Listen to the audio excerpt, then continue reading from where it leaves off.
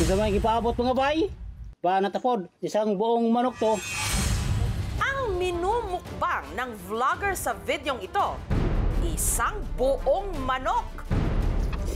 Pero ang kanyang kinakagat at nginunguya-nguya, hindi lang ang laman nito, kundi pati ang matitigas nitong mga buto. Para matang-tang ngipin ko sila. Dare o hamon daw ito ng isa sa kanyang followers. Lamunin mo na yung buong buto ng manok para mapadalhan kita ng 20K. Sabi, tunlon ko daw yung mga bukog mga bike. Grabe, mahirap to yung pinagawa mo sa akin, sir. Kapag nagawa niya raw kasi ito, bibigyan siya ng 20,000 pesos. Baka sabihin mo, sir,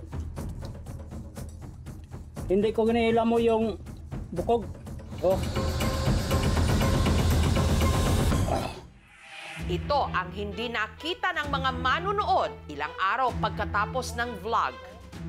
Ang lalaking challenge na pumapak ng buto ng manok sa ngalan ng 20,000 nag-agaw buhay sa ospital. Nakadikit daw yung bituka ni Rogelio. Ang mga minukbang daw kasi nitong buto ng manok di umano bumara sa kanyang bituka. Dahil po siguro doon po sa buto ng manok. Napapanahong i-content lalo't kaliwat kanan ng kung ano-anong china-challenge ngayon online. Ang hirap ng buhay ngayon, huwag po sanang daanin sa mga dare o challenge o panghahamon na pwedeng makapahamak. Ang vlogger, tiga Kananga sa Leyte, si Rogelio, panganay sa 7 magkakapatid, nagbabanat ng buto sa pagtatanim sa bukid. Lisod mo kay pobre magtrabaho gamay ra sweldo. Para may pandagdag kita nitong 2022, naengganyo si Rogelio na mag-vlog. Gusto niya po talaga yung pagbablog. Masipag po siya gumawa ng video. Ang kanyang content, ang pagmumukbang ng kung ano-anong pagkain sa kanilang bukid. Hanggang dumami ang kanyang followers. At nito lang Marso, ang kanyang videos nagsimula ng ma-monetize o kumita. Makuha lang akong sweldo sa Facebook. Ang kanyang unang sweldo, pumalo ng 24,000 pesos. Maraming salamat mga bay, oh. Binilihan niya kami ng mga kape, ulam, bigas.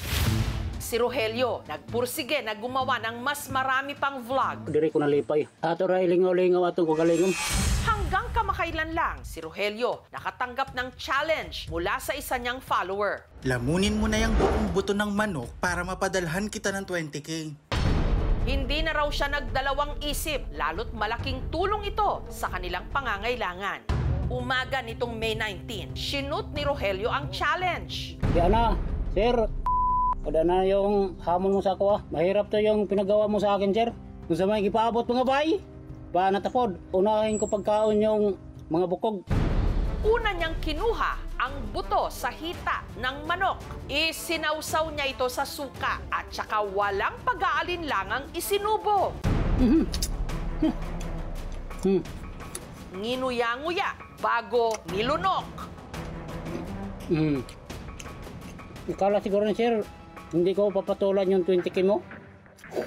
Ipadala mo kaagad yung 20K, sir. Pero matapos magawa ang challenge, ang follower na nag-dare kay Rogelio, wala raw paramdam. Makalipas ang 2 araw, si Rogelio nakaramdam ng pananakit ng tiyan. Kaya nagdesisyon na raw silang isugod si Rogelio sa ospital. Pina-ultrasound mo to na siya, ma'am. Binigyan na siya ng gamot. Mahigit 1 linggo siyang na-confine. Ito na nga niyang umuwi. Hindi naman kami kalabas kayo. Walang pabayad. Ayon sa doktor, kailangan siyang operahan. May nakita raw kasi silang bumara sa kanyang bituka. Na-determine ko na meron dati siyang naoperahan ng appendectomy. It's part of the complication when nagkakaroon po sabi ng post-operative adhesions. Parang nagdikit-dikit yung intestine niya. Hindi makalusot yung kinain. Hinala ni Nenita ang bumara sa bituka ni Rogelio. Buto ng manok. O yun, kinain daw niya. Hindi naman siguro ma'am pwede operahan, ma'am. Panahirapan na siya paghinga. Sakit, ma'am, eh. Sana ako na lang gano'n. Yan lang yung anak ko. Sa paglipas ng mga araw, si Rogelio tuluyan ng nanghina. Sabi ko nga po sa kanya, lumaban kay Sabi niya, pag kaya daw niya pang lumaban, pero yung nakikita ko po para pong pahinang na po siya. Wala na daw. Sana sa akin lang yung nangyari, ma'am. Dahil matanda na ako, sa bata ba. Nagkakaroon ng sepsis. I can say probably yun ang cause. Kumain siya ng buto ng manok. Hindi kasi nagpo-opera. Hindi ko nakita sa loob ng tiyan niya. Ang pagkain ng butok ay hindi talaga ligtas dahil ito ay hindi natutunaw. Ang worst case scenario ay may mabuta sa ating bituka. Ang kanyang mga naulila, galit na galit sa humamon kay Rogelio. Ang ipinangako rin kasing 20,000 pesos, hindi tinupad. Hindi niya nakuha yung pera. Konsensya ba siya buhat akong anak. Sabi ni tunlon ko daw yung mga bukog mga bay kay magpadala siya sa akin ng 20K. Kinain niya para sa pera. Makuha niya yung 20,000. Parang masama ang loob ko. Siya yung ibuhat akaburol yung kapatid ko. Nagpakabait po niya yung kapatid. Mapagmahal po. Posibleng kaso na pwede mong i-file ay reckless imprudence resulting to homicide under Article 365 ng Revised Penal Code. Pwede kang managot sa ilalim ng batas kung yung ginawa mo nagdulot na mailagay sa panganib yung buhay ng ibang tao. Sabi, tunlon ko daw yung mga bukog mga bay. Nakipag-ugnayan ang aming programa sa follower ni Rogelio na siya raw humamon sa vlogger na kumain ng buto ng manok. Nagpaunlak siya ng panayam. Biro-biro lang man yun, bakit niya tinupad? Hindi ko alam, ma'am, na ganyan pala ang mangyari. No? Naawa naman rin ako sa kanila kasi matay yun. Hingi lang ko ng sorry sa kanila. Bigyan ko naman din siya ng konting tulong din sa pagkamatay natin. Yung mga ganyan na challenges, of course, may shock value din yan eh. Magiging curious yung mga tao, so papanoorin siya. A lot of content creators, they want to be viral. The more it gets viral, syempre may kaakibat din yon na financial. Kung ikaw ay content creator, be responsible. Do no harm to your audience and to yourself also. Sobrang bilis ko, ma'am, si Rogelio. Hindi ko matanggap mga namatay si Rogelio, ma'am. Sobrang sakit. Sa mga nakalipas na taon, nakita natin kung paanong marami tayong mga kababayan kumapit sa content creation para sa tsansang makaahon, gumawa ng iba't ibang mga content, kumasa sa iba't ibang challenge. Ikala siguro ni sir, hindi ko papatulan yung 20K mo. Lahat tiniis, lahat kinaya. Grabe. Dahil ang nararamdaman na nilang hirap sa buhay, sagad hanggang buto. Walang daya itong video ko.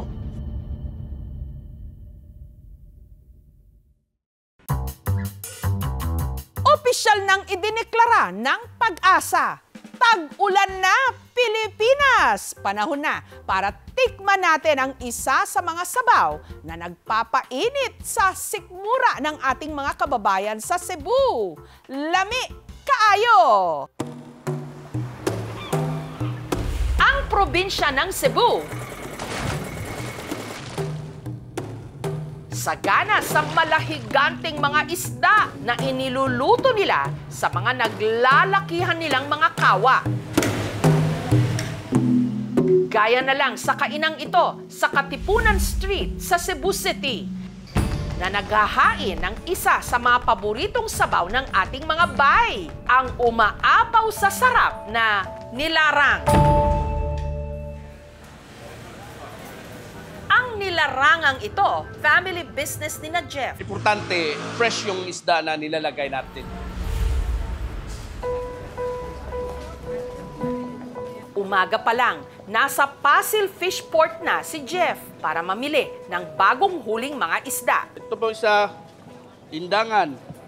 Kabilang sa kanyang pinakyaw, ang dambuhalang yellowfin tunang ito na 60 kilos ang bigat. Tinitingnan po natin yung sir, yung hasang niya, good pa ba? Katulad nito, papula-pula pa. Ilang kilo po ito lahat? 344. 344. Ilan to yung babayaran ko nito? 40,000. Wala na po tawad to? Wala.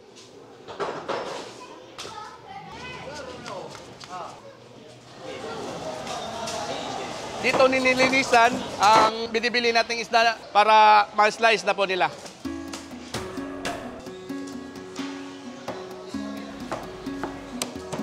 Ang nakatoka na magluluto nito, ang pinsan niyang si Christopher. Ilagay muna natin yung mga hiniwa natin na mga lamas. Tapos durugin na natin yung kamatis para masarap ang timplada. Ilalagay na natin yung sikretong pampalasa namin. Ngayon po ay ilalagay na natin yung yellowfin tuna.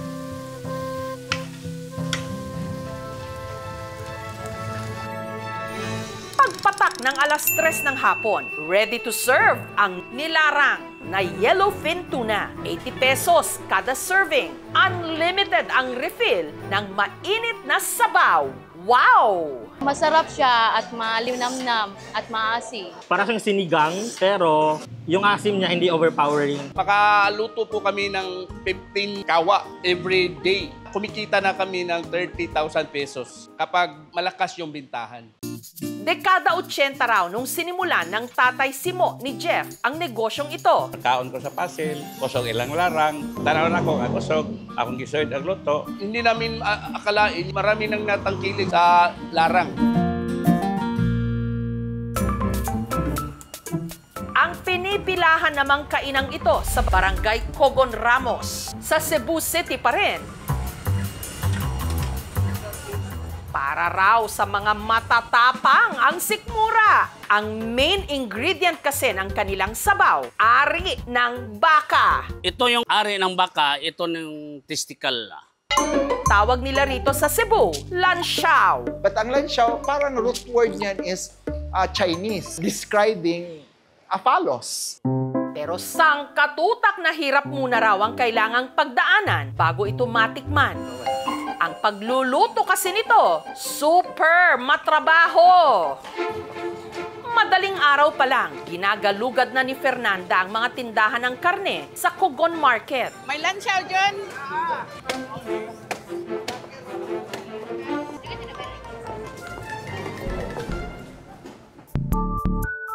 Pinakuluan ng kanyang mister na si Ditoy sa loob ng 1 oras. Pagkulo, kukunin na para hindi madurog ang ari ng baka.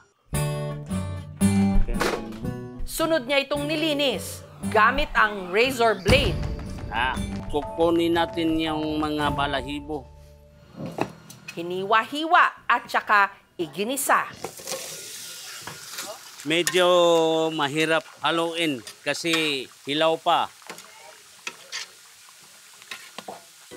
Itatabi na natin para bukas lalagyan natin ng sabaw.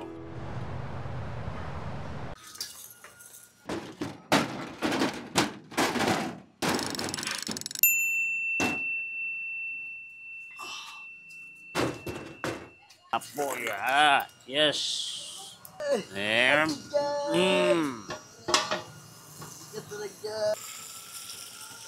Magkuha tayo ng tubig para lalagyan na natin ng sabaw yung ginisa natin kagabi. At matapos ang mahigit 24 oras, pwede nang ihain ang mainit-init na sabaw ng lansiao. Hindi naman siya kadiri-diri kasi malambot siya. Pag kinain mo na siya, para siyang adobo na pinalambot. Ang lansiao, pinaniniwalaan rin daw na aphrodisiac.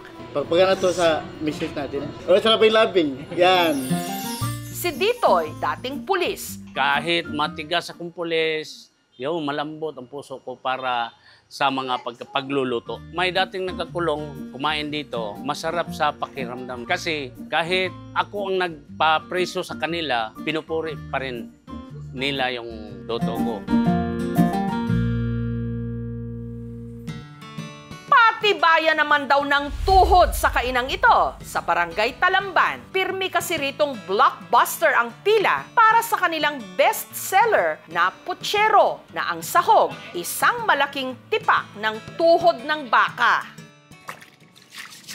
Ang mga ipinamalengke ni Virginia, nilinisan niya gamit ang brush. Para matanggal yung dumi at saka yung kunting buhok. Sunod niya itong pinakuluan.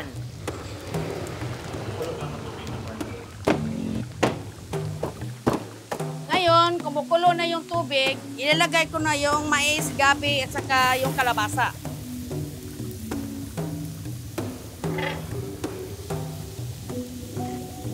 Ngayon, ilalagay ko na yung tomato sauce para pampalasa.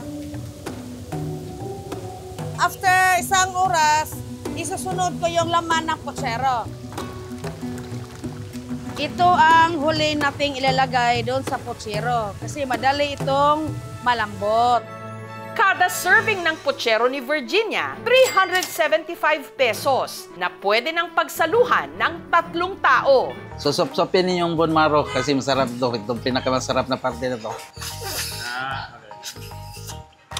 Sarap. Ang sausawan, libre, ginamos o bagoong. Nasawsaw mo siya sa ginamos, maghalo yung alat at saka yung tamis.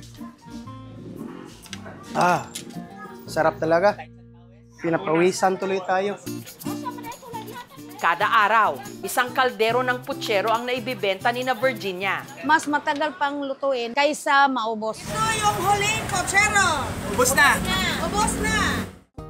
Ang recipe ng kanilang putsero, natutunan daw niya sa yumao niyang mister na si Martin. Pakiramdam ko yung asawa ko, ginagabayan ko. Ang putsero at ang langsaw, meron din tong kolesterol. Alam natin na masarap kumain ng mga ganitong pagkain. Ngunit kailangan natin magkaroon ng disiplina. Ngayong opisyal nang nagsimula ang tag-ulan, napapanahon na namang humigop ng pagkasarap-sarap na mga sabaw ng mga tiga Cebu. Nakasahog dito ang mga kwentong nakabaon sa puso ng mga Cebuano, kulturang pinatibay ng panahon at kulinaryang sinabawan ng pagmamahal.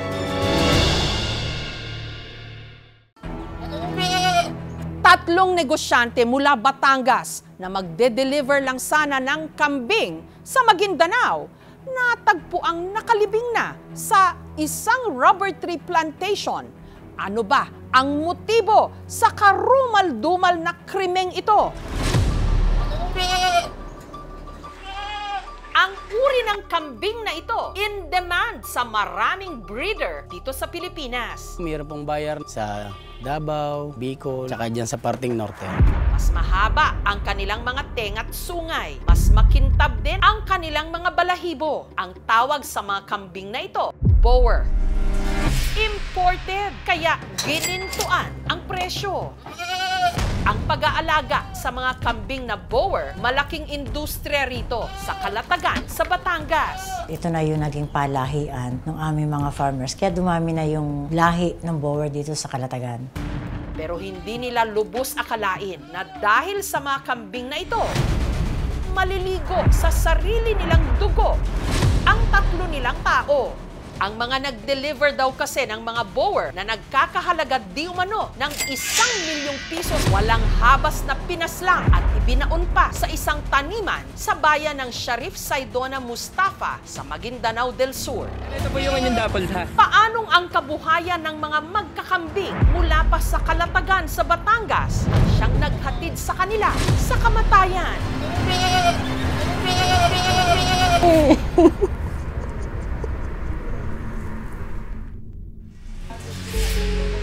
Ang mga biktima, mga kinuha ni na Pablo para maging transporter o tiga-deliver ng kambing. Noong Abril, tinawagan daw si Pablo ng isang seller mula sa Taal sa Batangas para magpa-transport ng 10 bower na nagkakahalaga ng 1 million pesos. 6 sa mga ito, dadalhin daw sa Mama Sapano sa Maguindanao del Sur, habang ang 4 na iba pa, ibababa raw sa Davao City. Ang inatasan ni Pablo na mag-deliver sa mga ito, sina Ronald Alumno, 38 years old, Jerry Olarte, 32 years old, at si John Luis, ang anak ni Pablo. Si John Luis, sumasideline daw sa negosyo ng ama, pandagdag ipon. Bawat biyahe kasi, sumasahod ang mga transporter ng 13,000 pesos. Si John Luis, kaya po yun nasama sa pagtatransport para po hindi humingi sa akin o sa kanyang ina. Si Jerry ang nagsilbing driver ng grupo. Lagi po, pag magbabiyahe siya, dumadayan siya dito sa amin. Nagbe-bless po siya sa tatay ko. Ang misis ni Ronald na si Casey, nag-alangan daw na payagan ng mister na tumuloy sa biyahe. Sabi ko, wag ka nang sumama dyan, be, at Mama Sapano. Isang beses lang to, be. Payagan mo na ako. Pinayagan ko na po. Umaga nitong May 6, tumulak ang grupo Pamamasapano sakay ng isang cargo van. May driver na ka. Makikipagkita raw sila roon sa mismong buyer na nagpakilalang si Komeni Bonsuan Tan. Nakatira raw ito sa Perukang Farm sa barangay Linantangan. Pero si Komeni hindi sa farm nakipagkita sa grupo, kundi sa tapat daw ng Linantangan Elementary School sa Mamasapano. Una, nakakapag-update naman daw ang grupo sa kani-kanilang mga pamilya. Minuto po, magkakonbo kami sa Messenger. Si John Luis, 2 beses pa raw na nakapag-send ng video sa kanyang ama. Nabababa lang po namin ng barko. Dito po kami ngayon sa Aklan. Sir, dito po kami Negros. Kasi nag-video call, 15 minutes na po daw laang, nasa buyer na sila. Dahil hindi na raw nakapag-update sa kanila si John Luis, ang isa pang anak ni Pablo na si John Lloyd, minabuting kontakin na ang buyer na si Komeni. Sabi po ni John Lloyd, boss, okay ba yung binaba? Wala bang naging problema? Okay naman daw, nakaalis na. Bakit walang video call? Tuwing magbababa po sila ng kambing, hindi po ari ang walang video call dahil baka po magkamali yung pagbababa. Eh di tinatawagan po ni si Luis. Baka po nga ako wala lang signal. Pero imposible naman walang signal dahil 3 sila.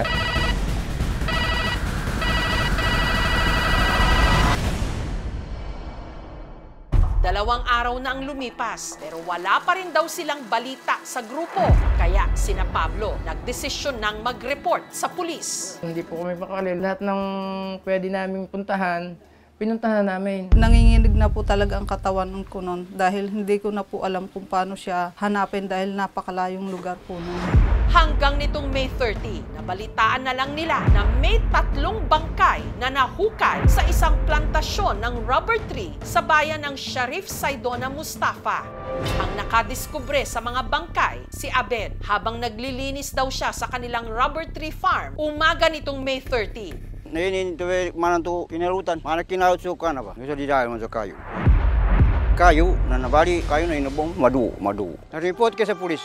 At nung hinukay na raw ng mga pulis ang bahaging yon ng taniman, tumambad ang 3 nakabaong mga bangkay. Ang isa po ay nasa ilalim, yung 2 po ay nakapatong, nakatali po mga kamay nila. Yung 2 is may butas sa ulo nila. Yung isa naman po ay may mga ilang pasa sa kanyang katawan. May group chat na binuo together with the family at saka tracking team. Doon po isinend yung mga pictures at saka yung mga damit na naugasan. Hindi ka ako yan. Buhay ka akong anak ko.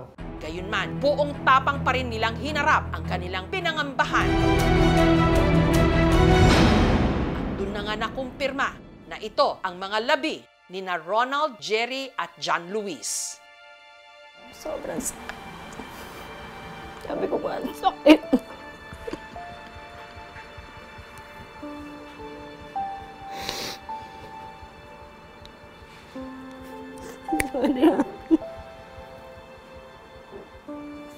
Hindi ko ma-explain. Talaga ako po yung lambot na lambot. Ako yung nangihinayang sa anak ko. Dahil napakabata pa ho niya. Lahat po ng tao namamatay talaga. Pero sana po hindi sa ganung paraan pinatay yung kapatid ko. Kami po yung hindi mayaman tao.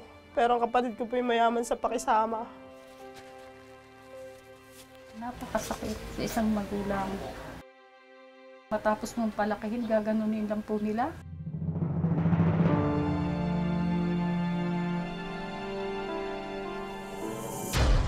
Ang bangkay ng 3, inilipad papuntang Villamor Air Base at iniuwi na sa Kalatagan sa Batangas. Dito, daan-daang mga residente ang nag-abang sa kanila. Nitong June 2, Buong Kalatagan to. sinalubong ng malalakas na busina ng sasakyan. Suporta sa pakikidalamhati at sa hinahanap nilang katarungan. Naka-half-mast din ang mga watawat sa bayan ng Kalatagan. Bukod sa biyudang si Casey, naulila rin ni Ronald ang 2 niyang mga anak. Hindi ko na po alalahanin na Father's Day dahil lalo lang po ako nasasaktan. Dati masaya kami, ngayon parang naging madilim na ang buhay namin dahil sa mga walang hiyang-hiyang.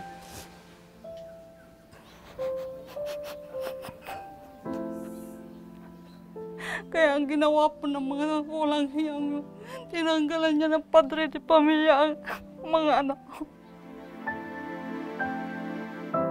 Nung huling mahalikan kong anak ko, mga 7 taon pa lamang siya. Pag umuwi siya, hindi ko alam kung anong gagawin kong halik sa kanya.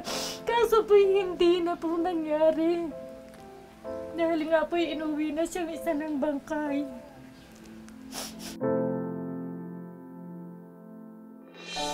Ang panganay naman ni Jerry na si LG, hindi iniwan ang kabaong ng ama. Gusto ko lang po makasama si Papa. Anak niya, maliliit pa po yun. Kaya ko silang alagaan. Pero yung pagmamahal po ng isang magulang, ng isang ama, hindi ko po kayang tumbasan yung pagmamahal na yun. Gusto ko po mag-I love you sa kanya. At sana po hindi ito nangyari sa kanya eh. Namimiss ko po kasi yung mga pinagdadahanan po namin.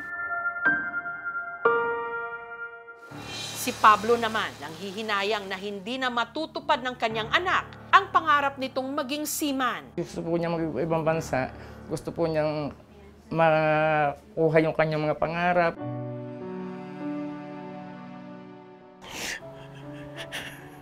Ang dami kasi pangarap ng bata eh. Hindi naman sakit sa lipunan.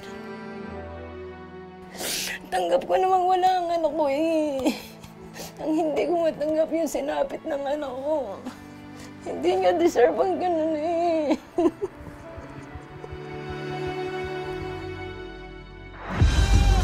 Ang insidente nagdulot ng pinagsamang takot at galit sa mga grupo ng mga nagkakambing sa Calatagan. Kinukundina namin ang nangyari sa 3 naming kasamahan. May naghahanap buhay lang yan eh. Sila gusto ng kambing ng Calatagan, sila lang pumarito, pero kami hindi na pupunta kami doon. Baka po pwede na sila ay makipag-ugnayan dito at kami naman sa kapwa agriculture office namin ng lahat ng bayan ay di magkaroon din muna kami ng komunikasyon. Sinubukan ng aming team na hanapin ang meet-up place na sinabi ng buyer, ang Linantangan Elementary School. Meron po bang Linantangan Elementary School dito? Wala nang Linantangan Elementary School. Kasi nahati na itong Mama Sapuno at saka Seduna nung nag-credit yung Seduna. So ano nang pangalan niya ngayon, sir? Tukanali po Mama Sapuno. Elementary School. May ganun po bang Perokang Farm? Wala. Sa Linantangan wala. Ipinagtanong din nila kung pamilyar ba sila roon sa sinasabing buyer na nagngangalang Komeni Bonsuantan. Matanda na ako sa barangay Linantangan, wala kong narinig na Komeni ang pangalan. Sinubukan din ng aming team na tawagan ang numero na ibinigay nito kina Pablo. Makakasigurado po kayo na pagka meron na pong update dito sa ating ginagawang investigasyon tungkol doon sa mga person of interest at saka po sa motibo kung bakit ito ginawa sa kanila, ay i-update po namin kayo.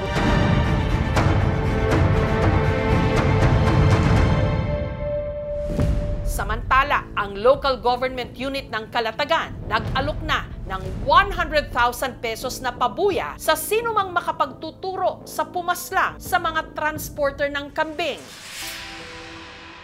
Wala po ba silang asawa or anak? Sana po naisip din nila na buhay yung kinuha nila. Sana kahit papano may puso silang naisip bago nila pinatay yung 3. Sa gumawa ng karumal-dumal na pagpatay sa aking anak. Sana po kayo'y maranasan nyo rin kung anong ginawa nyo sa aking anak. Masama ko ba magmura dyan? Sadya sir, napakawalang hiya po nilang tao. Kung nasan ka man ngayon, sana gabayan mo yung anak mo hanggang paglaki nila. Alam namin mahal na mahal mo silang 3. Kaya magpahinga ka na lang dyan kasi hanggang dyan na lang yung buhay mo.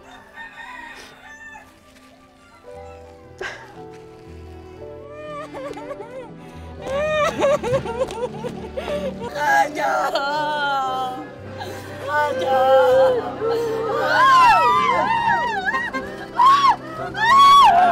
Tama na. Be, huwag ka nang mag-alala. Kakayanin ko. Mapagtapos ang 2 nating anak.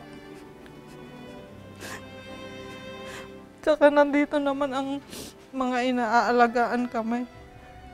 Tutulungan kaming malampasan ang pangyayaring ko.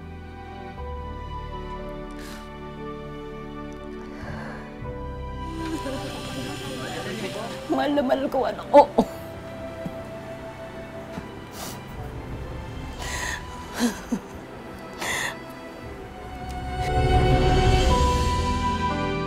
panawagan ko, sana po hindi mahinto ang investigasyon. Ipagpatuloy po para mabigyan ng hustisya ang kamatayan po ng tatlong.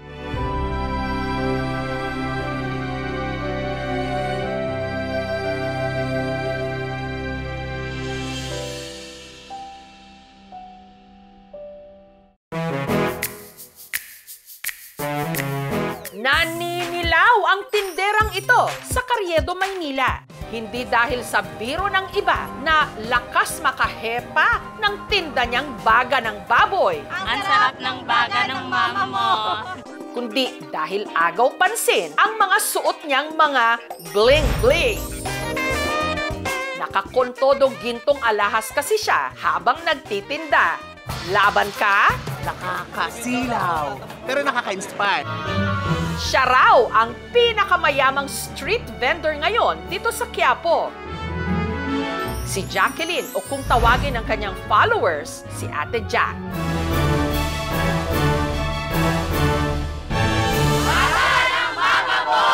Malambot siya.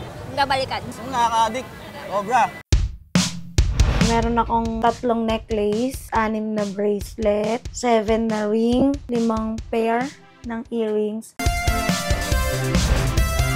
Pero teka, hindi ba delikadong i-flex ang alahas sa mataong lugar, Jacqueline?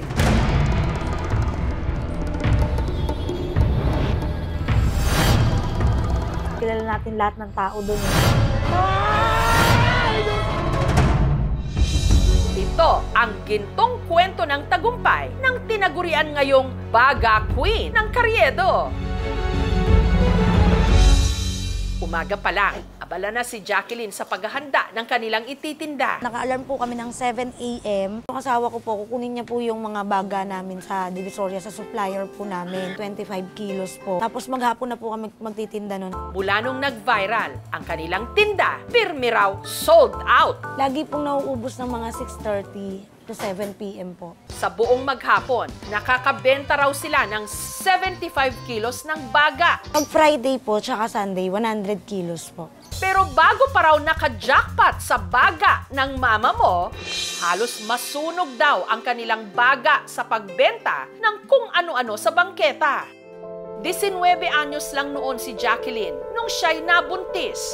Pinagtitinda po ako ng mama ko para may panggastos po sa bata. Hanggang naisipan na nga niyang magsimulang magbenta sa bangketa. Mga wallet po. Mahirap sa umpisa kasi mga bata pa kami. Nang dahil sa kanyang pagpupursige, si Jacqueline nakapagtapos ng kolehiyo. Graduate ako ng HRM, Specialization in Cruise Line Management. Pero kahit may diploma na, itinuloy pa rin niyang pagtitinda. At dahil hilig niya raw talagang magluto, sinubukan niyang magbenta ng hotdog. Hindi pa uso yung mga vlogger pero dumog na yung mga tao sa akin. Pero dahil lumalaki na raw noon ang kanyang pamilya, hindi sapat ang kinikita niya sa kalsada. Kaya taong 2013, iniwan niya ang bangketa at dumampot ng maleta para makipagsapalaran abroad. Umalis ako ng Pilipinas, baka sakali kasing swertein, pero hindi rin eh.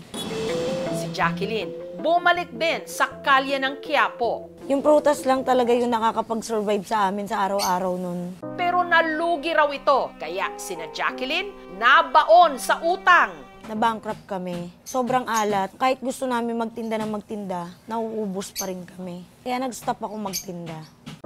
At tila nagpatong-patong parawang malas nung na-scam pa siya ng 4 million pesos nito lang 2020. Kaya si Ate Jack isinangla ang mga pinag-ipunan niyang gintong alahas. Sobrang gulo. Parang inaatake ka ng anxiety depression, hindi ka makatulog kung paano gagawin mo talaga. Dumating ako sa punto na gusto ko na magpakamatay. Oo, gusto ko na magpakamatay. Pero sabi ng mama ko sa akin, ano ka ba? Pera lang yan. Intindihin mo yung hanap buhay mo. 6 months po akong nag-work sa aesthetic clinic. Nahihirapan syempre kasi hindi ako sanay ng may amo eh. Nung 6 months na yon, sinabi ko na gusto ko na ulit bumalik sa pagtitinda. Taong 2022, ang mga food stall sa Quiapo naging paboritong content ng mga food vlogger. May burger na rin pala dito sa Quiapo. Kaya nagka-bright idea ang inyong ate. Doon ko ulit naisip na ibalik yung hotdog sandwich sa Carriedo. Baka sakaling kagaya noon, tangkilikin ulit ng masa. Ayun na nga, nag-boom bigla. Hanggang sa nagdagdag siya ng bagong menu na bago sa kanyang customers. Vlogger kasi ako eh. Ma'am, pwede pa dagdag? Kailangan ba? Sige. Oo, pag vlogger, di ba? Kailangan may dagdag. Kailangan marami. Ayun. Ito na nga ang Yung lasa po, sinusure ko po talaga na walang lansa. Masarap at malinis ko pong niluto. Pinipilahan na din po yun. Tapos nagdire-diretso na po yun. ang kanyang business pumatok. Katunayan, sa lakas ng demand, kinailangan pa niyang kumuha ng mga tauhan sa kanyang pwesto. Malaki po yung naging tulong ng negosyo niya sa akin. Nakakabili na ako ng mga gamit sa bahay, nakakapagbayad ng mga bills. Dahil sa pagtitinda ng baga, kumikita na si Jacqueline ngayon ng 10,000 pesos kada araw. Ang sahod nila, medyo above minimum na po. Kasi yung pagod nila, kailangan suklian natin eh. Mag-viral ka o hindi, when you have a good product, people will come to you. Hanggang unti-unti na nga siyang nakabili ng mga gintong alahas. Investment po talaga. Hindi ako nag-iipon ng pera sa bangko. Nasa katawan ko na po yun. Kino-consider ko siyang emergency funds. Pero kung may higit daw siyang ipinagpapasalamat ngayon dahil sa baga ng mama mo, na ipatayo na ni Jacqueline ang kanyang bahay. Nakapagpundar na rin ng mga sasakyan.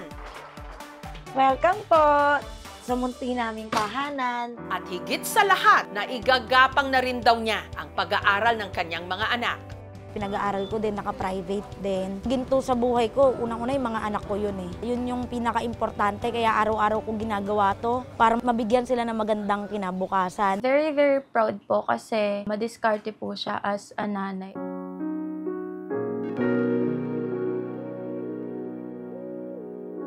Thank you lang po kasi naghihirap po siya sa amin. Samantala, may ilang nagsasabi na si Jacqueline daw maihahalin tulad kay Diwata na sumikat din sa pagtitinda. Paano na lang kung sina Ate Jack at ang kontrobersyal na si Diwata magharap face to face? Saan babanda yung baga? Kahapon lang si Jackie, walang kamalay-malay na may dadayo sa kanyang pwesto. Walang iba kundi ang internet personality na si Diwata. Nasaan ba si baga ng nanay mo? Dito na ba yon? Andyan ba? Ay! Dito! Ito ba yung baga ng nanay mo? Naku, alam mo ba? Gusto ko sang matikman. Alam ko talaga na pupunta ako sa'yo at marami kang alahas. Hindi talaga ako nagpakabong. Nagsuot din ako ng alahas. Magkano ba yan per order? May 30, may 50, may 100. Siguro yung 20 lang ang kaya ko. Alam mo, sikat ka na. Salamat. Focus lang tayo dito sa pagtitinda natin. Kasi at the end, tayo pa rin yung gagawa ng paraan para makabili tayo ng pagkain. Tama? Kaya din na sa mga baso. Turuan mo naman ako magluto niya. Yes, masarap pa yung pares ko dyan. Inadobo lang yan, tas prito. Ano yan, na-extra na ba yan bago mo lutuin? May dasal. Latin ang dasal dyan. Kala ko pa na-extra mo muna bago mo niluto. Kami na-extra, malinis yan. Baga ng mama mo yan. Talagang totoo palang chismis talaga. Ang dami-daming pila dito sa baga ng mama mo. Masarap kasi. Ano naman kaya ang maipapayo ni Diwata kay Jackie? Ngayong katulad niya, isang tindera ang napunta ulit sa limelight. Tuloy mo lang yan yung pangarap mo. Basta ang importante dito, wala kang taong inaapakan at inagrabyado. Laban lang. Malaki yung pasasalamat ko sa mga vlogger kasi doon ako nakilala eh.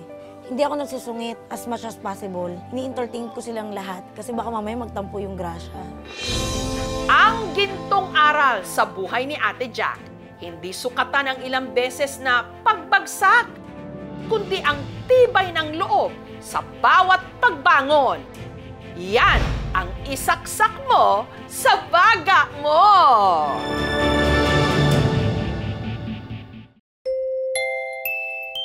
Ang mag-asawang Melanie at Elmar na taga Samar, halos hindi na mayakap ang kanilang 8 taong gulang na anak na si Mia dahil sa manipis at nagsusugat nitong balat. Simple lang ang hiling ng 8 taong gulang na si Mia ang maging katulad ng kanyang paboritong laruan. Ganyan po ang pangarap ko na maliwanan yung balat ko.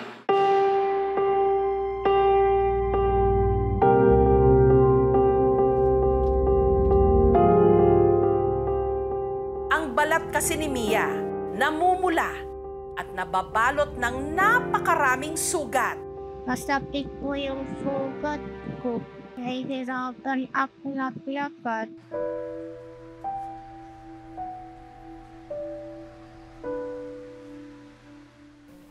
Sobrang sakit po, ma'am, sa pakiramdam na nagsasabi ang anak mo na hindi na niya kaya. Ano ang sakit na nagpapahirap sa batang pangarap maging manika? Dito sa kubong ito sa Basay, sa Samar, nakatira ang pamilya ni Mia.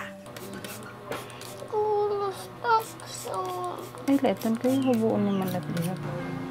Kailangan pong isprehan para po lumambot po yung nakadikit po sa sugat niya na damit para hindi po masakit po pag tinanggal na.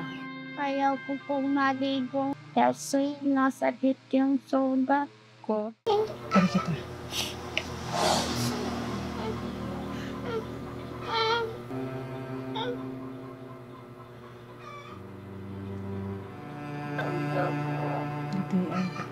Nanginginig siya kasi sobrang hapdi talaga. Sabi niya, hindi ko kaya, ma, hindi ko kaya. Tama na. Gayunman, kailangan pa rin niyang maglinis ng katawan.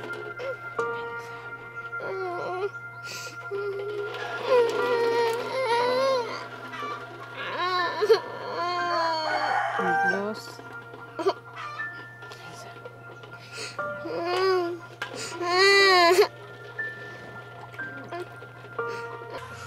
Kasabay ng pagbuhos ng tubig, ang tila pag-agos din ng balde-balde niyang mga luha.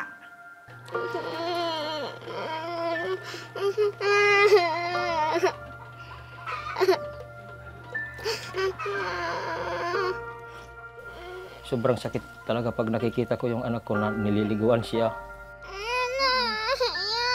Kasi hindi ko talaga kayang tingnan si Baby Mia na nahihirapan sobra. Tagis ako.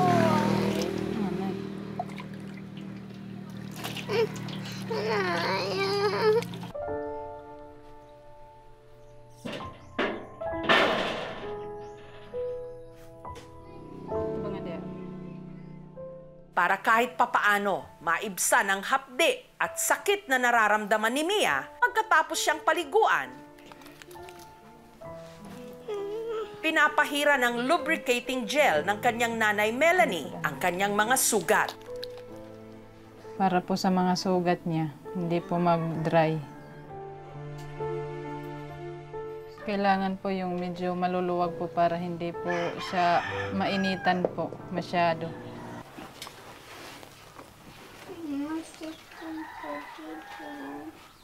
Dahil sa kanyang mga sugat, ang mga daliri sa paa ni Mia halos nagdikit-dikit na.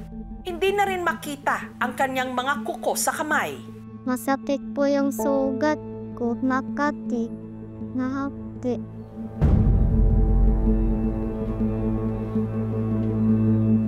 Hindi ko po kayang lumabas kasi kung masakit yung sugat ko, gusto ko po maglaro sa labas patulad ng ibang bata.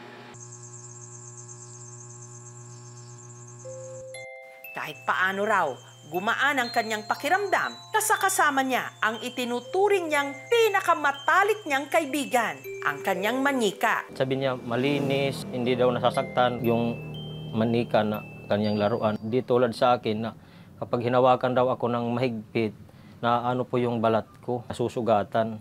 Maraming pagkain din ang bawal sa kanya. Bawal po yung manok, itlog. Hindi niya po kasi kayang tanggalin yung tinik. Kailangan po maliliit po para malulunok niya po agad.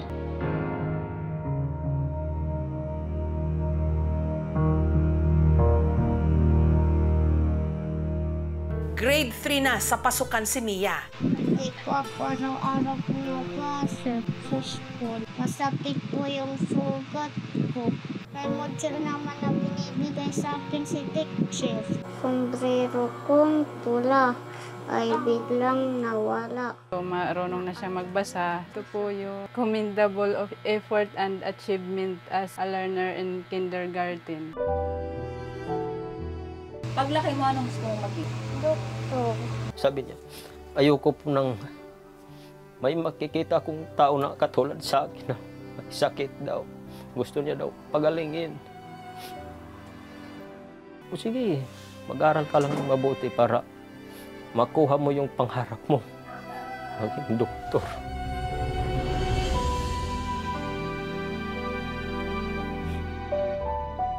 Malamannyika raw si Mia nung siya'y ipinanganak. Siyempre, masaya po ako bilang isang ama.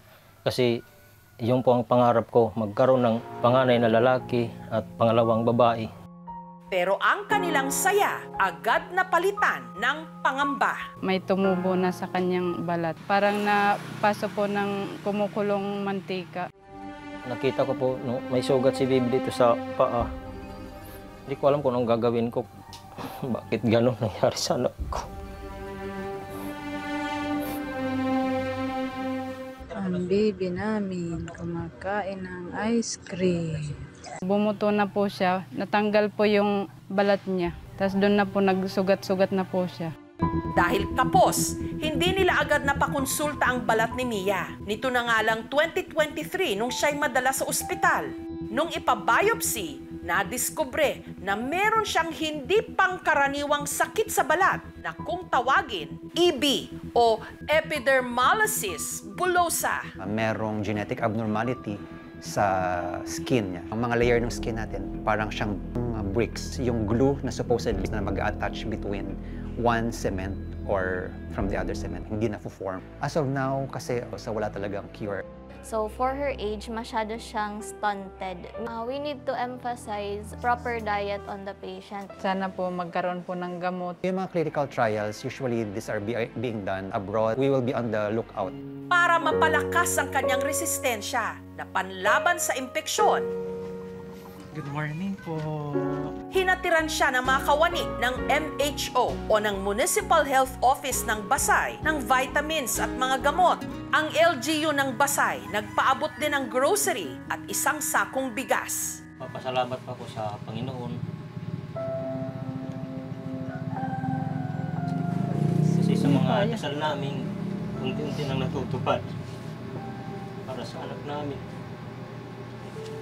Papasalamat po kami sa staff po ng bumubuo ng GMGs. Matagal na po namin itong hinihiling na matulungan po kami. Maraming salamat po sa tumulong sa akin. Mga nagbili ko ng pagkain. Gusto ko pong hilingin ay hawala na yung mga sugat ko. Tapos bigyan po ako ng laruan. Para mapagbigyan ang simpleng hiling na ito ni Mia, ipinasyal siya ng aming programa sa mall.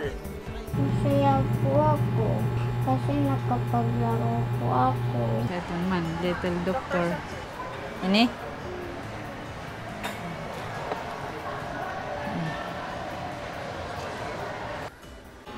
Gusto ko kung ganyan yung balat ko. Ito po yung gusto kong Masaya po si Bibi, nakikita ko pong masaya siya. Masaya na rin po kami. Tata, maraming salamat kasi lagi mo akong binabantayan.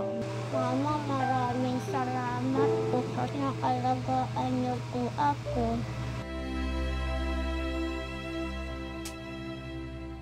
Gagawin ko ang lahat sa iyo, anak, na kung anong gusto mo.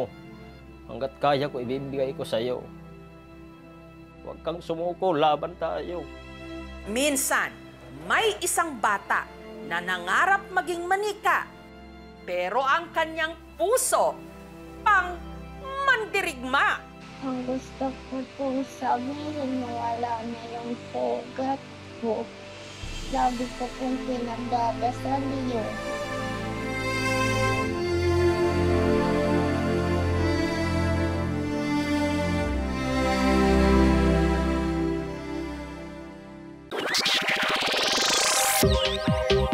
Hindi na lang damit, bag at sapatos ang inila-live sell ngayon. Pati na rin daw, underwear. Sa mga TikTok live niya, pwedeng-pwede siyang mapulmonya. Okay na to. Ang kalimitang suot lang kasi niya ang ifiniflex at ibinibenta niyang underwear. 89 pesos lang. Solid. Para makumbinsi ang viewers na i-check out ang kanyang tinda, idinadaan niya ito sa product demo. Sobrang amazing. Tapos napakasarap din no dito. Magtatapis na lang tayo. Umabot na nga sa puntong nagpapalit siya ng suot na brief sa harap mismo ng camera habang siya'y nakatapis lang. I-check out nyo na yan. Maghunos dili ka! Medyo takpan lang natin para hindi tayo pagalitan. Marami man ang nagtataasa ng kilay sa marketing strategy ni Kuya. Parang wala kang suot actually. Mukhang bentang-benta naman ang kanyang paandar. Wait lang po sa ating 116,000 viewers. Silip tayo sa hubad na katotohanan sa mundo ng mga underwear live seller. Mag-comment kayo kung ano pa yung gusto nyong makita. Ang mapangahas na live seller, tiga Angeles City sa Pampanga, si Dezen.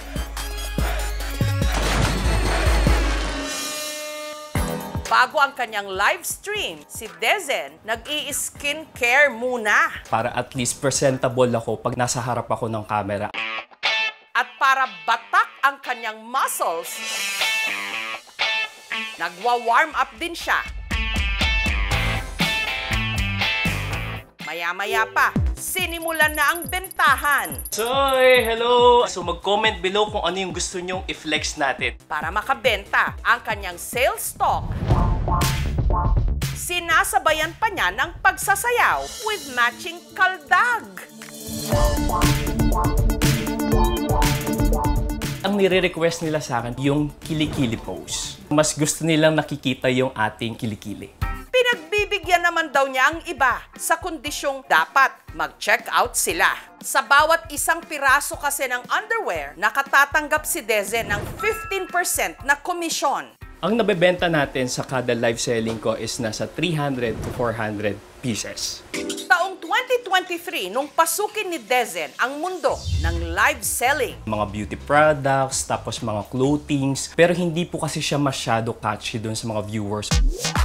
At dahil pogi at borta ang kuya nyo, may mga local underwear brand na nakapansin sa kanya at nagpadala ng libreng produkto para kanyang ibenta. So, wala naman po ako nilabas na puhunan para dito sa underwear na to. Ganda kaya ng fit ito. Aminado si Dezen na nung una, nahihiya raw siya. May mga viewers, pinush po nila ako na huwag kang mahiya kasi diyan ka nakakakuha ng income mo. Pero bago naging online seller si Dezen, dati siyang OFW sa UAE o United Arab Emirates. Kulang din po kami sa financial, kaya kinailangan ko talaga na magtrabaho abroad. Ngunit taong 2020, sa gitna ng pandemya, si Dezen napilitang umuwi ng Pilipinas. Nag-breakdown ako kasi syempre hindi ko alam kung ano na po yung next na gagawin ko. Hindi pa man tuluyang nakababangon, isa pang pagsubok ang dumating sa kanyang buhay. Nagka-scandal po ako. Super broken po ako. I met someone, kinuhanan niya po ng video with my consent naman. Pero lasing po kasi ako that time. Pinagsisihan ko na rin po. Sinabi ko na din po sa family ko para at least sila yung unang makaalam. Ano man pong mangyari, yung family ko pa rin po yung yayakap sa akin. Kung ano man ang sasabihin ng mga ibang tao, huwag mong pakikinggan. Kami ang pakinggan mo at saka yung sarili mo. Parte na po ng pagkatao ko po yung issue na yan. Doon po ako nagkaroon ng mas tanggapin kung ano po yung mga dumarating ng mga problema pa sa akin. Pinilit niyang bumangon mula sa madilim na kabanatang yon ng kanyang buhay. Pero dahil aminadong nalinya siya sa sexing racket at dahil na rin sa kanyang nakaraan, may mga pagkakataong nababastos daw siya. Kuya, magkano ka? Ang tinda mo. For me kasi, Hindi naman natin masasabi na porket nagpapakita na ng skin yung isang tao, kabastos-bastos na. Para kay Dezen, wala na raw siyang maitatago pa sa publiko. Ano man ang sabihin ng iba, alam niyang mula sa kanyang pagiging OFW noon hanggang sa pagiging live seller niya ngayon, marangal siyang nagtatrabaho. Wala siyang inaagrabyado. Ito yung ginagawa naming way para meron kaming maipundar o meron kaming maipon or meron kaming magamit na mga pambayad kung saan-saan. Mima, kung anong nangyari sa buhay-buhay natin. Dibdiban naman ang laban sa live selling na ito ng mga push-up bra. Kung saan si live seller confident na suot-suot at idinidemo rin ang kanyang mga produkto. Kung meron kang flat laylay o magkahiwalay na bugelya, yung ganitong klase ng push-up bra ang kailangan mo. Siya ang 21 anyos na si Roxanne. Para makabenta, ang atake ni Roxanne, makipagtsikahan sa kanyang viewers. Paano magiging Latina kung ganito yung itsura ng bugelya? Sabay demo. Eto na, wag yung pipikit dahil bugs. Tignan nyo ang ginawa ng push-up bra na to. Talaga namang pinagdikit niya ng bonggang-bongga. Hindi lang po live yung ginagawa ko. Gino-joke time ka para mag-stay naman sila sa live ko. Para mas umaangat yung views ko. Para makita na effective ang kanyang tinda, naglalapag pa siya ng kanyang mga before photo. Wow, bongga! At para naman mapatunayang komportable ang kanyang mga produkto, nariyang siya'y naglulundag-lundag pa. Kahit anong gawin mo ay hindi talaga siya basta-basta nakukulong. Kalmahan mo lang, Roxanne. Hindi man lang siya na-deform. Grabe. Pero ang hindi raw nakikita ng kanyang viewers sa pag-e-end ng bawat live, ang mabigat niyang dinadala. Si Roxanne, laki sa hirap. Sa isang araw po, naranasan po namin na isang beses na lang po kaming nakakakain po. Ganun po. Dahil kapos, iisa lang daw ang kanyang bra noon. Umabot po sa punto na nanghihiram po ako ng bra sa pinsan ko. Nahihiya po ako kasi nga po, pati bra hinihiram ko pa. Sa edad na 17 anyos, si Roxanne nabuntis. Naghahanap po ako ng pagkakakitaan na dito lang sa bahay. At sobrang dali lang niyang gamitin dahil para may ipantaguyod sa kanyang anak. Naengganyo siyang mag-live selling ng gamit-gamit din niyang push-up bra. Simula raw kasi nung nanganak siya at nagpa-breastfeed, naging insecurity na niya ang kanyang dibdib. At sinong may sabi na wala nang solusyon sa ganitong itsura ng bugelya? Hoy, auntie ko, meron pa. Oo. Minsan mga good comments, sana ay ganyan din ang bugelya ko. Gayunman, nakakatikim daw siya ng mga komento na talagang nagpapasikip ng kanyang dibdib. Malaswa daw tignan yung ginagawa ko. Bakit daw kailangan ko daw ipakita yung bugelya ko para lang daw kumita ng pera. Pag-amin ni Roxanne, nakatatanggap rin daw siya ng mga indecent proposal. Sige, bibili ako pero pakita mo yung tsura ng bugelya mo sa akin. Gayunman, hindi na lang daw niya ito dinidibdib. Perfect na perfect tong push-up bra para sa'yo. Dahil pumatok ang kanyang paandar sa kanyang live, si Roxanne kaya raw kumita ngayon ng 6 digits kada araw. Kung dati, nanghihiram lang siya ng bra, ngayon, buong isang kwarto, puno na ng push-up bra. Hindi niya lang daw natustusan ang pangangailangan ng kanyang anak. Nakapagpundar din siya ng motor at sariling lupa. Hindi po talaga ako makapaniwala na eto, kumikita ako ng ganito kalaki. Napapush niya talaga. Kung wala kang sariling produkto, at least you can market other products. Hindi siya instant money. Kailangan ng sipag, tiyaga. Tapos napakasarap din no dito. Bibenta ng isang produkto, intimate wear. Nga na-expose yung mga body parts, nagkakaroon tuloy ito ng impression na parang nagsisexualize yung pagbebenta. From the viewing public, alam natin na hindi dapat gawin yun. Tandaan po nila na tao po ito, sinasabihan nila ng ganito, na nagtatrabaho ng marangal. Ang masasabi ko, basta kumikita ka sa mabuting paraan, wala namang problema siguro yun. Tatapis na lang tayo. Sa likod ng bawat live selling, may mga taong nagsusumikap. O, diba sobrang bongga? Halos ibuyang-yang man nila ang kanilang kaluluwa. Taktika lang nila yan para makabenta. Sobrang amazing. At lahat ng nagtatrabaho ng marangal at walang tinatapakan, dapat iginagalang. Pakasarap suotin talaga nito. Ika nga nila, respect The Hustle. Check out nyo na tong push-up bra na to. Eh di sana dalawa tayong nakangiti ngayon.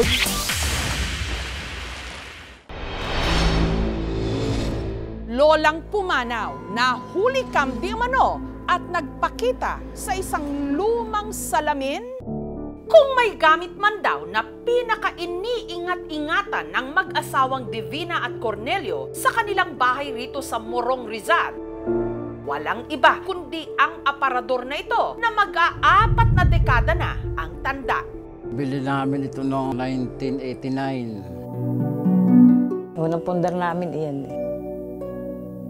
Marami ng sira. Natatanggal ang pinto niyan. Pag mula nung nabili namin yan, parang banswerte namin. Tapos nagkasunod-sunod na pundar namin. Pero ang hindi lubos akalain ng mag-asawa, ang itinuturing nilang buenas, ang siya palang magdadala ng kakaibang kilabot sa kanilang tahanan. Kikilabutan ka talaga pag nag-iisa ka rin. Alam mo, parang may nakatitig sa'yo. Ang aparador na ito, lagusan. Ang tinutukoy nilang mga kasama, di umano, mga hindi matahimik na kaluluwa ng mga yumao nilang kaanak na kinalaunan, hindi na lang daw nila nararamdaman, kundi makailang beses pa raw nila na videohan. Talagang sinanay talaga. Mukhang kamukha niya. Kapatid na kapatid ko po talaga. Sa mukha pa lang po.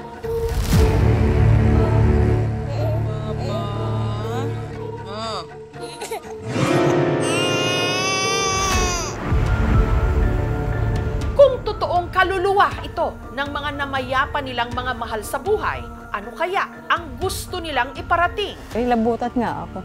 Sabi ko, bakit kaya nag-anong nanay ko? Bakit magpahanggang ngayon, hindi pa rin sila matahimik?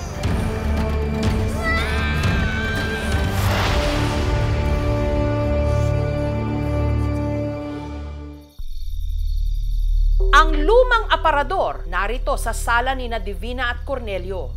Noon pa man, tila meron na raw ritong namamahay.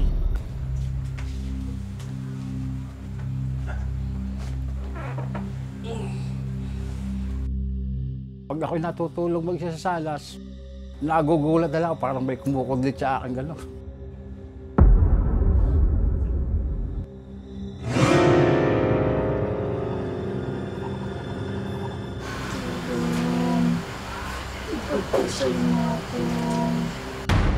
Namulat ka, magugulat ka na lang. Parang may nakatitig sa'yo. Sabi nga nung nagdasal, marami kaming kasama rito. Mahilig po kami maglaro ng tago-taguan. Then sa loob po ng aparador, pag ako mag-isa nagtatago.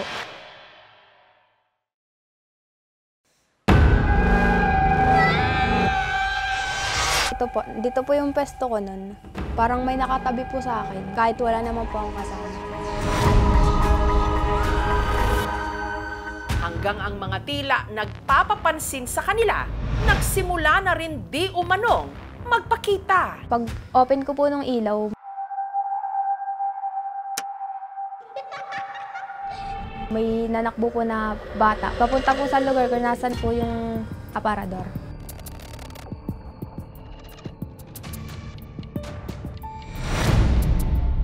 Parang anino lang po siya, maitim. Itong aparador na ito, pinagtataguan, lagusan. Hanggang kamakailan lang ang nanggagambala sa kanila na huli cam na. May 27 po. Nagbibideo po ako nun sa kapatid ko pang may day po sana. Pinanood ko po ng mga 3 beses po siguro, tapos nakita ko po yung reflection.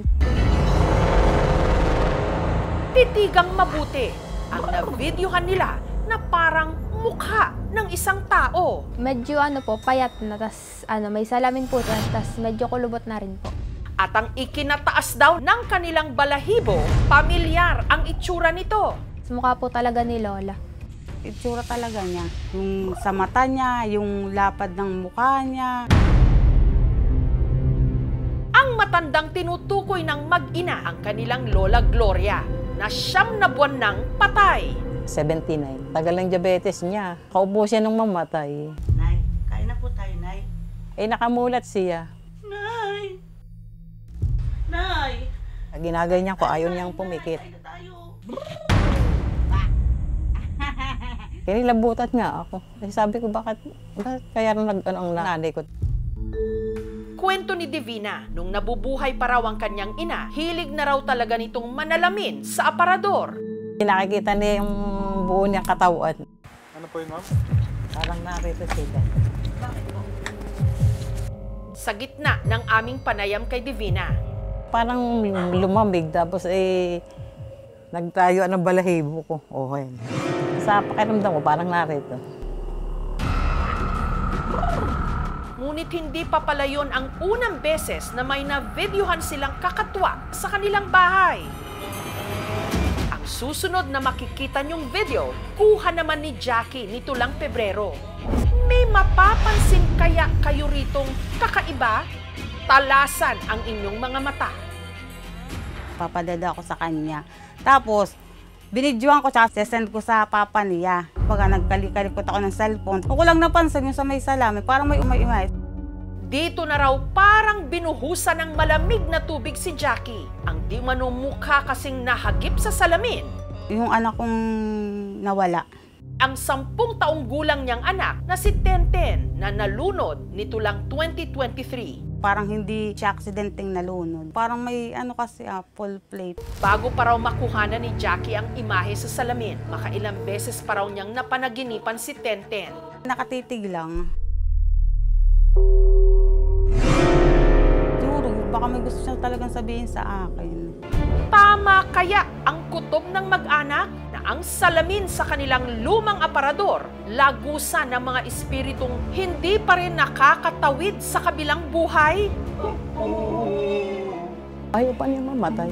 Sabi mo, baka meron siyang hindi nasabi, hindi siya matahimik. Sa tingin ko rin, kaya siya kasi may hindi magandang ginawa sa kanya. Para bigyang linaw ang hinala ng pamilya, nitong Biyernes, binisita sila ng paranormal investigator na si Mary Cuevas. Nakatayo siya dito. Marami ko kayong tanong, parang bigat. Yung bata kasi, bigat. May tumira dito, babae. Hindi ko kayo tinatakot, nasalba siya ng pinto. Yung bata, meron daw siya request na hindi mo binigay. Ang mga di umano, hindi matahimik na kaluluwa, sinubukan niyang kausapin. Andiyan na siya sa may pinto. Kung napagtripan po ba siya, kung kaya siya nalunod. Ang misteryo sa Mirror, Mirror on the Aparador, bibigyang linaw na sa aming pagbabalik. Malambal ko po. Natabarin niyo ko na nasusumbatan ko kay dati. Salamin ng lumang aparador sa Morong Rizal, di umano lagusan ng mga hindi matahimik na kaluluwa.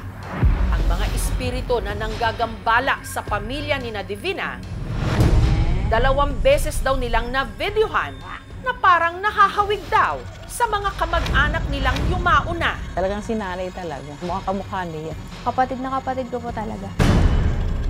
These are raw videos, so hindi siya edited. Yung mata nung nasa kaliwa, mas dark kaysa doon sa pattern ng mata na nando doon sa kanan. Kung zoom in ko na, hindi na siya mata eh. Reflection siya ng object kung ano yung nando doon sa tapat. Yung utak natin, naghahanap ng patterns na magsasuggest na meron muka.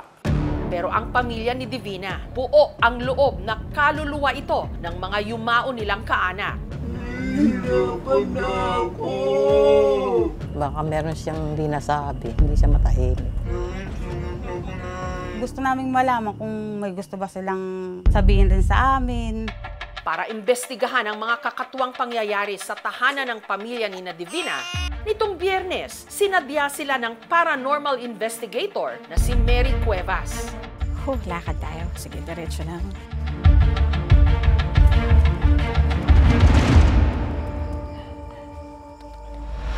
Nanay niyo po ba yung namatay? Kayo po yung anak? Okay, nakatayo siya dito. Ang bigat ng lugar. May tumira dito, babae. Portal niya, lagusan niya. Hindi ko kayo tinatakot. Nasalba siya ng pinto. Yung bata, Meron daw siya request na hindi mo binigay. Sapatos. Oo, yun yung medyo dinadala-dala pa niya ngayon. Isa yun sa mga attachments niya. Sinubukan ni Mary na kausapin ng di umano mga kaluluwa ni na Gloria at Tenten. Actually, ngayon po, nandyan po siya sa tabi ninyo. Ba't daw po kayo nagpapakita? May tampuhan kayo bago siya nawala. Kamukha niyo raw kasi yung father niya. Galit kasi siya sa tatay ko, kaya sila nagkahiwalay. Laging sinasabi sa akin nung bata pa ako, kamukha ka na ama mo impacto. Hindi ko mo kasalanan, iyon. Naakap ka niya. Pero patawad nga daw po kung naiparamdam niya sa yung ganun. Patawarin niyo ko na nasusumbatan ko kay dati. Pinapapatawad ko na rin kayo nanay kasi siguro yung dala rin ng galit niya sa tatay ko.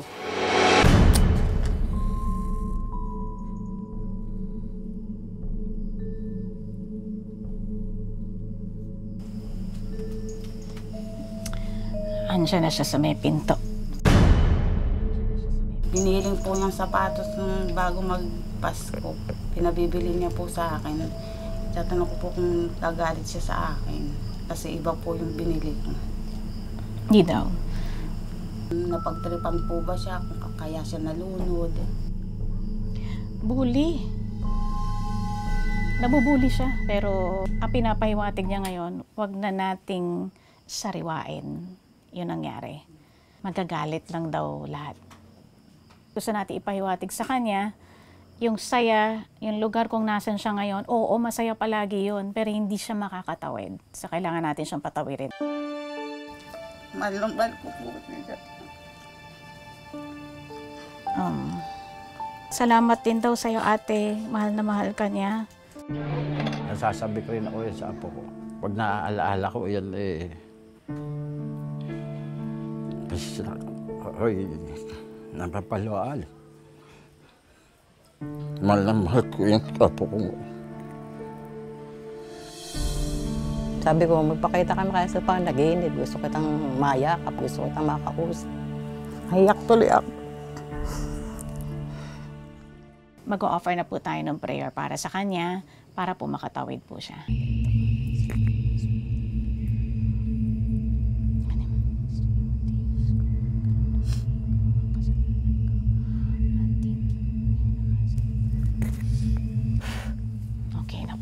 Okay na siya.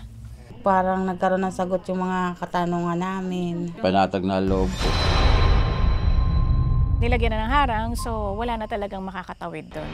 Pero matapos ang lahat ng pangyayaring ito, ang tanong, ano ang balak ngayon ng pamilya sa luma nilang aparador? Nagkasundo na po sila na hindi na po i-dispose, nadasalan naman po.